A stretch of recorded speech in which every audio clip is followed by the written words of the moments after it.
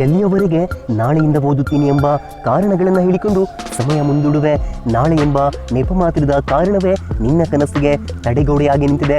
ನಾಳೆ ಓದುತ್ತೀನಿ, ನಾಳೆಯಿಂದ ನಾನು ಶ್ರದ್ಧೆಯಿಂದ ಓದಲು ಕೋರುತ್ತೇನೆ, ನಾಳೆಯಿಂದ ಡಿಸಿಪ್ಲಿನ್ ಆಗಿರ್ತೀನಿ ಎಂದು ಯೋಚಿಸುತ್ತಾ ಅದು ಎಷ್ಟು ನಾಳೆಗಳು ಕಳೆದು ಹೋದವು ಎಂದು ನೀನು ಯೋಚಿಸಿರುವೆಯಾ?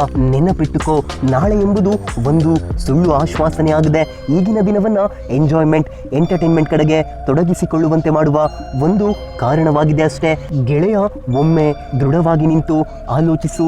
ನೀನು ಜೀವನದಲ್ಲಿ ಯಾವ ಕನಸನ್ನು ಹೊತ್ತು ಮುನ್ನಡೆಯುತ್ತಿರುವೆ? ನೀನು ನಿನ್ನ ಕನಸಿಗಾಗಿ ಎಷ್ಟು ಶ್ರದ್ಧೆ ಇಟ್ಟು ಕೆಲಸ ಮಾಡುತ್ತಿರುವೆ ಎಂದು ನೀನೇ ಆಲೋಚಿಸು. ಒಮ್ಮೆ ನಿನ್ನ ಬದುಕಿನ ಕನ್ನಡಿ ಮುಂದೆ ನಿಂತು ಯೋಚಿಸು. ನೀನು ಏನು ಮಾಡೋಕೆ ಹುಟ್ಟಿದವನು ಎಂದು ದಿನದ 24 ಗಂಟೆ ಸಮಯವನ್ನು ಲೆಕ್ಕವಿಟ್ಟು ನಡೆಸು. ಅದು ಯಾವ ಕೆಲಸಗಳಿಗೆ ಎಷ್ಟೆಷ್ಟು ಸಮಯ ಕೊಡುತ್ತಿರುವೆ ಎಂದು, ನೀನು ಯಾವ ಕೆಲಸಕ್ಕೆ ಹೆಚ್ಚು ಸಮಯ ಮೀಸಲಿರಿಸಿರುವೆಯೋ ಅದು ನಿನ್ನ ಗುರಿ ಕನಸಿಗೆ ಅವಶ್ಯವಾದುದೋ ಇಲ್ಲವೋ ಅದನ್ನು ಮೊದಲು ಅರ್ಥ ಮಾಡಿಕೋ. ಸಮಯ ಎನ್ನುವುದು ನಿನ್ನ ಕನಸನ್ನು ಸೈಲೆಂಟ್ ಆಗಿ ನಿನ್ನಿಂದ ಕಸಿದುಕೊಳ್ಳುತ್ತಿದೆ. ಸಮಯ ಎಂದರೆ ನಿನ್ನ ಮುಂದೆ ನಿಂತಿರುವ ಅಪಾರ ಶಕ್ತಿ. ನೀನು ಆ ಶಕ್ತಿಯನ್ನ ಸೆರೆ ಹಿಡಿದು ಸದುಪಯೋಗ ಮಾಡಬೇಕು. ಬದಲಿಗೆ ನೀನು ಅದನ್ನ ಬೇಲಿಯಿಂದ ನಿಂತು ನೋಡುವವನಾಗಿ ಬಿಟ್ಟರೆ ಏನು ಪ್ರಯೋಜನ? ಸಮಯವನ್ನ ನೀನು ಹೇಗೆ ಸದ್ಬಳಕೆ ಮಾಡುತ್ತೀಯೋ ಅದರ ಮೇಲೆ ನಿನ್ನ ಅದೃಷ್ಟ ಹಾಗೂ ಬದುಕಿನ ಬದಲಾವಣೆ ನಿರ್ಧಾರವಾಗುತ್ತದೆ. ಇದನ್ನ ನೀನು ಸರಿಯಾಗಿ ಬಳಸಿದರೆ ನೀನು ಇತಿಹಾಸವನ್ನೇ ಬರೆಯಬಲ್ಲೆ. ಈಗ ಓದುವ ಸಮಯದಲ್ಲಿ ಸಮಯ ಹಾಳು ಮಾಡಿದರೆ ಬದುಕು ಹಾಳು ಮಾಡಿಕೊಂಡೆ ಅಂತ ಮುಂದೆ ಕಣ್ಣು ಕೆಂಪಾಗಿಸಿಕೊಂಡು ಪಶ್ಚಾತ್ತಾಪ ಪಡಬೇಕಾಗುತ್ತದೆ. ನಿನ್ನ ಗುರಿ ಹಾಗೂ ಕನಸಿಗೆ ಪ್ರತಿದಿನ ಒಂದೊಂದು ಹೆಜ್ಜೆಯನ್ನು ಇಡುತ್ತಾ ಮುಂದೆ ಸಾಗುತ್ತಿರು. ನಿನ್ನ ಗುರಿಯ ಬೆನ್ನು ಹತ್ತು.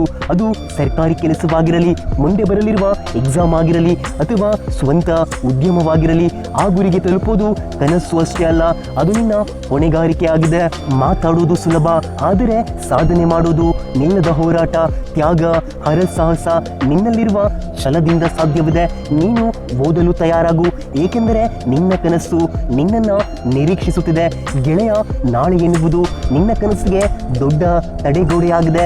ನಾಳೆ ಎಂಬುದನ್ನು ನಿನ್ನ ಕನಸಿಗೆ ಅಡ್ಡವಾಗಿರುವ ದೊಡ್ಡ ಶೀಲವೆಂದು ಭಾವಿಸು. ಪ್ರತಿದಿನ ನಿನ್ನ ಉತ್ಸಾಹವನ್ನ, ನಿನ್ನ ಶಕ್ತಿಯನ್ನ, ನಿನ್ನ ಗುರಿಯ ದೃಷ್ಟಿಯನ್ನ ಅದರಲ್ಲಿ ತುಂಬಿ ಹಾಕುತ್ತಿರು. ಕೇವಲ ನಾಳೆ ಎನ್ನುತ್ತಾ ನಿನ್ನೆ ಬಿಟ್ಟಿರುವುದನ್ನ ಇವತ್ತು ಮಾಡದೆ ಮತ್ತದೇ ಕಾರಣದಿಂದ ಮತ್ತೆ ಸಮಯ ಮುಂದೂಡುತ್ತಾ 24 ಗಂಟೆ ಕಳೆದು ಹೋದ ಮೇಲೆ ಇವತ್ತಿನ ಸಮಯವು ಮುಗಿದು ಹೋಯಿತು ಎಂದು ನಿರಾಶೆ ಪಡಬೇಕಾಗುತ್ತದೆ. ಗೆಳೆಯ, ಅದು ಸತ್ಯ ಏನು ಗೊತ್ತಾ? ನಿನ್ನ ಗುರಿ ಹಾಗೂ ಕನಸು ತಕ್ಷಣದ ನಿರ್ಧಾರಗಳ ಮೇಲೆ ನಿಂತಿದೆ. ಈಗ ನೀನು ಏನು ತೀರ್ಮಾನಿಸುತ್ತೀಯಾ ಅನ್ನುವುದೇ ನಿನ್ನ ಇಡೀ ಜೀವನಕ್ಕೆ ಹಾದಿ ರೂಪಿಸುತ್ತದೆ.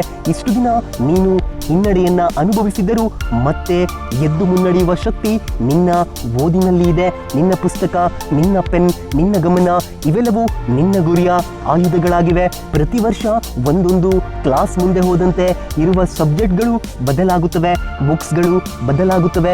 ಹಾಗೆಯೇ ನೀನು ಸಹ ಬದಲಾಗಬೇಕು. ಒಳ್ಳೆಯ ಮಾರ್ಗದರ್ಶಿ ಸಿಗಬಹುದು, ಒಳ್ಳೆಯ ಕೋಚಿಂಗ್ ಸಿಗಬಹುದು, ಆದರೆ ಓದು ನಿರ್ಧಾರ ಮಾತ್ರ ನಿನ್ನದೇ ಆಗಿದೆ. ಅದು ಈಗ ನೀನು ನಿನ್ನ ಗುರಿ ಕನಸುಗಳ ವೃತ್ತದಲ್ಲಿ ನಿಂತು ಓದುವ ತೀರ್ಮಾನವನ್ನು ತೆಗೆದುಕೋ. ಅದು ನೀನು ಒಂದು ಬಾರಿ ತೀವ್ರವಾಗಿ ನಿನ್ನ ಗುರಿ ಕನಸನ್ನು ತಲುಪುವ ನಿರ್ಧಾರ ತೆಗೆದುಕೊಂಡರೆ ಈ ಜಗತ್ತು ಹಾಗೂ ಸುತ್ತಲಿನ ಸಮಾಜ ನಿನ್ನ ಎದುರು ನಿಂತು ನಿನ್ನ ಸಾಧನೆಗೆ ಅದ್ಭುತ ಎನ್ನುತ್ತದೆ. ಈಗ ನೀನು ಒಬ್ಬನೇ ಕುಳಿತು ಓದ್ತಾ ಇದೆಯಾ ಅಂತ ಅನಿಸಬಹುದಾದ್ರೂ ನಿನ್ನ ಹೋರಾಟದ ಹಿಂದೆ ನಿನ್ನ ಮನೆಯ ಕನಸುಗಳಿವೆ, ನಿನ್ನ ಮನೆಯವರ ನಂಬಿಕೆ ಇದೆ, ಹಲವಾರು ಜವಾಬ್ದಾರಿಗಳಿವೆ. ನೀನು ಸಮಯ ಹಾಳು ಮಾಡಿದರೆ ನಿನ್ನ ಮನೆ ಹಾಳಾಗಬಹುದು, ಆದರೆ ನೀನು ಜ್ವಾಲೆಯಂತೆ ಬೆಳಗಿದರೆ ನಿನ್ನ ಮನೆಯೊಳಗಿನ ಎಲ್ಲ ಕನಸುಗಳು ಬೆಳಗುತ್ತವೆ. ನೀನು ಓದುತ್ತಿರುವುದು ನಿನ್ನ ಜೀವನ ರೂಪಿಸಲು ಎಂಬುದನ್ನು ಮರೆಯಬೇಡ. ಗೆಳೆಯ, ಇಲ್ಲಿಯವರೆಗೂ ನನ್ನ ಮಾತುಗಳನ್ನು ಕೇಳಿದೆ. ಇನ್ನು ಎಷ್ಟು ದಿನ ನಿನ್ನ ಬದುಕಿಗೆ ಅದು ಓದುವುದಕ್ಕೆ ನಾಳೆ ಎಂಬ ಷರತ್ತನ್ನು ವಿಧಿಸುವೆ? ಹಿಂದೆ ನಿನ್ನ ನಿರ್ಧಾರಗಳನ್ನು ಬದಲಾಯಿಸು. ಹಿಂದೆ ಓದುವ ಮಹತ್ವ ಏನು ಎಂಬುದನ್ನು ಅರ್ಥ ಮಾಡಿಕೋ. ಹಿಂದೆ ನಿನ್ನ ಸಮಯಕ್ಕೆ ಮೌಲ್ಯ ಕೊಡು. ಪ್ರತಿದಿನ ಬೆಳಗ್ಗೆ ನಿನ್ನ ಗುರಿ ಕನಸು ನಿನ್ನನ್ನ ಕೂಗಿ ಎಚ್ಚರಿಸಬೇಕು. ಎದ್ದೇಳು, ಓದು, ನಿನ್ನ ಗುರಿಯತ್ತ ಸಾಗು ಎಂದು. ಇವತ್ತು ನೀನು ಓದಲಿಲ್ಲ ಅಂದ್ರೆ ನಿನ್ನ ಕನಸುಗಳು ನಿನ್ನನ್ನ ಬಿಟ್ಟು ಹೋಗುತ್ತವೆ. ಆಗ ಪಶ್ಚಾತ್ತಾಪದಿಂದ ಎಷ್ಟು ಕೂಗಿ ಕರೆದರೂ ಅವು ಹಿಂತಿರುಗುವುದಿಲ್ಲ. ಗೆಳೆಯ, ಓದು, ಈಗಲೇ ಓದು. ಯಾಕಂದರೆ ನಿನ್ನ ಮುಂದಿನ ಇಡೀ ಜೀವನ ನಿನ್ನ ಈ ದಿನದ ಓದಿನ ಮೇಲೆಯೇ ನಿಂತಿದೆ. ಈಗಲೇ ನಿರ್ಧರಿಸು, ನಾನು ನಾಳೆ ಎನ್ನುವುದಿಲ್ಲ, ಹಿಂದೆ ಓದಲು ಆರಂಭಿಸುತ್ತೇನೆ ಎಂದು. ಅದು ನಾನು ಓದುತ್ತೇನೆ, ಗೆಲ್ಲುತ್ತೇನೆ, ಸಾಧಕನಾಗಿ ಬೆಳೆದು ನಿಲ್ಲುತ್ತೇನೆ ಎಂಬ ಘೋಷವಾಕ್ಯವನ್ನು ಹೇಳಿಕೋ ಹಾಗೂ ಓದಲು ಸಿದ್ಧನಾಗು. ಒಳ್ಳೆಯದಾಗಲಿ. ಧನ್ಯವಾದ.